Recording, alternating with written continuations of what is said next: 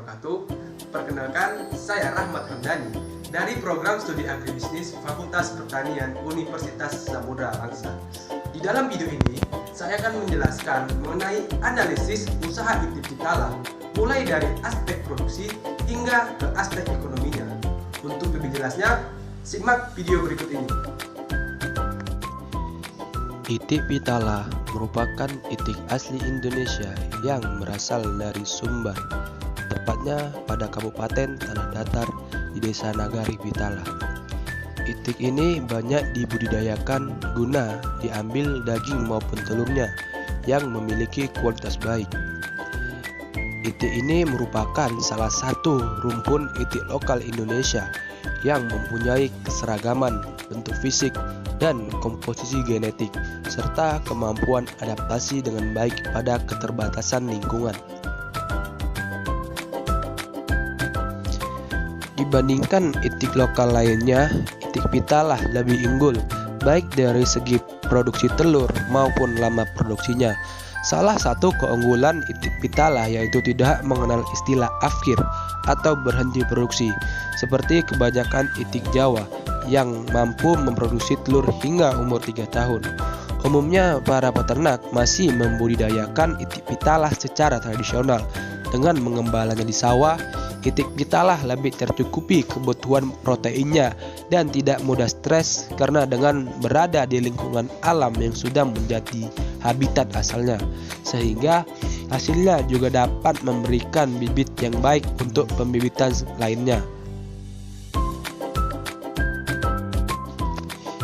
Itik Pitala memiliki kemampuan dalam memproduksi telur dan daya tahan dalam menaiki atau menuruni bukit untuk digembalakan di sawah yang habis panen. Artinya, itik ini memiliki daya tahan dan fisik yang sangat kuat, sehingga rentan terhadap kematian.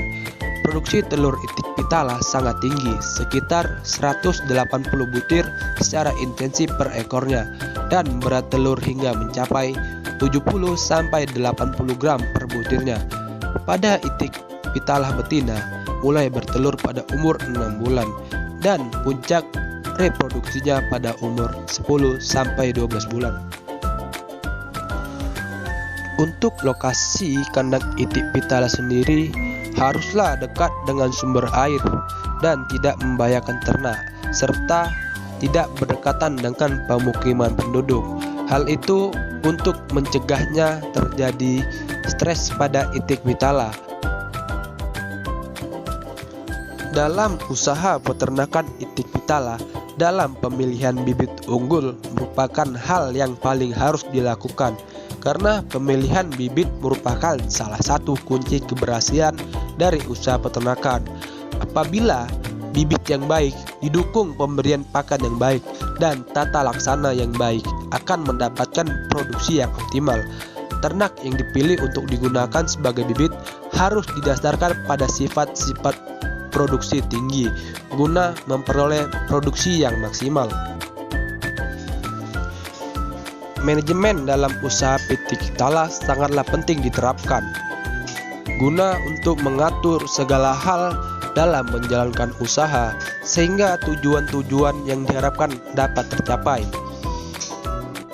Dan untuk pemasaran itik Pitala sendiri bisa dilakukan secara tradisional, seperti peternak bisa menjual telurnya langsung ke para pedagang di pasar, dan untuk penjualan daging atau itiknya sendiri bisa dilakukan dengan cara bekerja sama dengan pengusaha kuliner yang menjual olahan itik tersebut. Harga telur dari itik Pitala ini berkisar Rp1.600.000 dan harga itiknya berkisar Rp48.000 per ekornya. Walaupun itik Pitala memiliki fisik dan daya tahan fisik yang kuat, serta tidak mudah terserang penyakit, dalam mengendalikan atau mencegah penyakit terhadap itik Pitala, pemberian vaksin dan obat-obatan lainnya juga harus tetap diberikan kepada itik Pitala. Baik, di sini kita akan mencoba menghitung kelayakan usaha dari ternak itik Pitala. dari analisis usaha ternak itik pitala, maka dapat dihitung kelayakan secara ekonomi dengan cara sebagai berikut. R/C ratio. Return cost ratio atau R/C ratio atau dikenal sebagai perbandingan atau nisbah antara total penerimaan rupiah dan total biaya per rupiah berdasarkan besar penerimaan yang diterima oleh peternak pada akhir masa pemeliharaan. Dapat dilihat kelayakan usaha ternak itik secara ekonomi. Secara matematika dapat dituliskan sebagai berikut. R/C ratio sama dengan 44.577.500 rupiah per 10.334.500 rupiah. Maka R/C ratio sama dengan 4,31. Dari hasil perhitungan dapat diketahui bahwa setiap Rp1 biaya yang dikeluarkan peternak dalam usaha ternak itik maka memberikan penerimaan sebesar Rp4,31.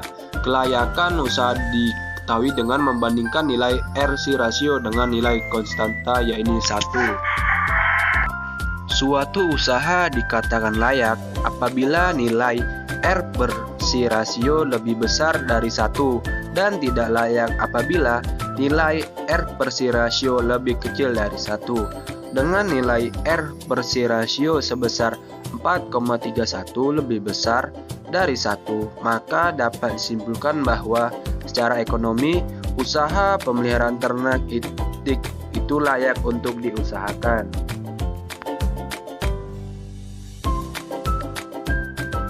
Dalam menganalisis kelayakan suatu usaha, ada yang dinamakan BEP atau Break Even Point, merupakan suatu kondisi yang menggambarkan bahwa hasil usaha yang diperoleh sama dengan modal yang dikeluarkan.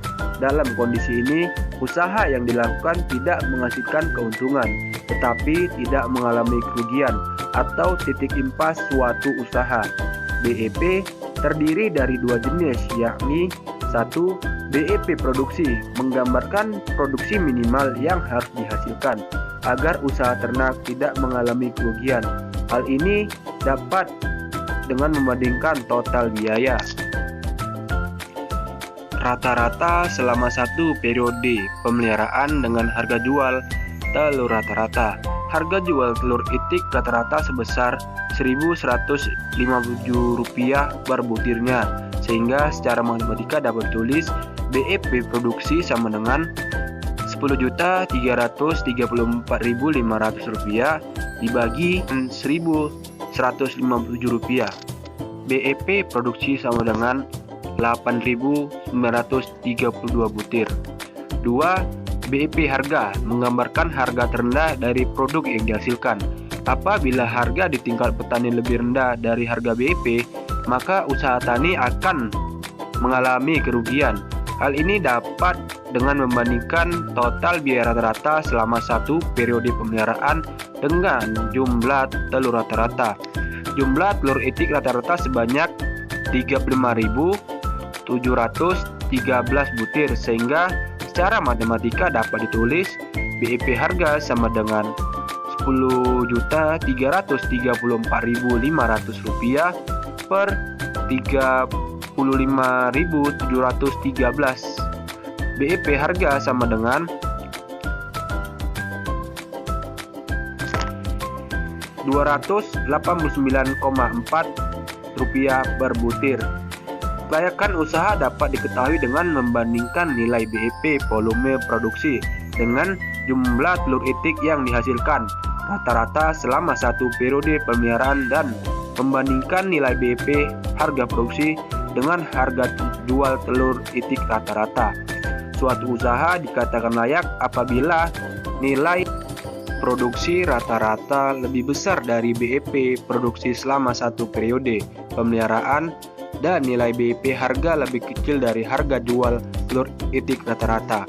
Dari hasil perhitungan untuk BEP volume produksi didapat 8.932 butir telur itik Ini lebih kecil dari jumlah yang dihasilkan sebanyak 35.713 butir telur. Hal ini menunjukkan peternak tidak mengalami kerugian dari usaha ternak itik bila hanya menjual telur sebanyak 8.932 butir telur itik. Dari hasil perhitungan BIP, harga produksi didapat nilai sebesar Rp289,4 per butir. Ini lebih kecil dari harga jual telur itik rata-rata sebesar Rp1.157 per butir. Hal ini menunjukkan peternak tidak mengalami kerugian dari usaha ternak itik bila hanya menjual telur itik di bawah rata-rata. Pada tabel berikut ini, saya akan menjelaskan mengenai biaya produksi, penerimaan, dan keuntungan, di mana total biaya produksi didapatkan dari penjumlahan biaya tetap, biaya variabel, dan biaya tenaga kerja. Sementara penerimaan didapatkan dari hasil panen dikalikan dengan harga jualnya, dan keuntungan didapatkan dari penerimaan dikurangi dengan total biaya produksi. Yang pertama ada peternak angga, di mana total biaya produksi yang dihabiskan oleh peternak angga sebesar Rp5.230.000 dengan hasil panen telur 10.000 butir telur dan harga jualnya yaitu Rp1.800.000. Penerimaan yang didapatkan oleh peternak angga sebesar Rp18 juta dan keuntungan yang didapatkan dari peternak angga sebesar Rp12.770.000. Selanjutnya ada peternak Margianto.